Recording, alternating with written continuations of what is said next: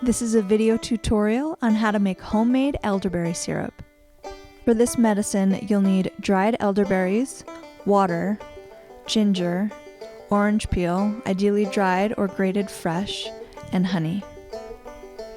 We order our elderberries from Star West. You can get them from many herb shops or wildcraft them yourself. Ginger is a powerful respiratory medicine and a great addition to your elderberry syrup. We add orange peel both for flavor and because orange peel may inhibit certain viruses from taking hold in the body.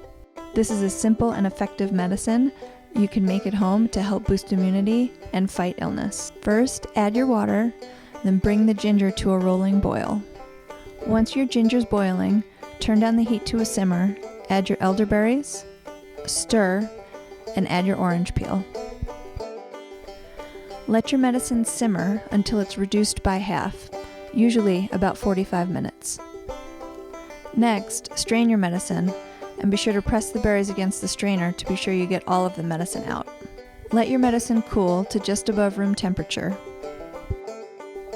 Pour your medicine into a bottle or mason jar.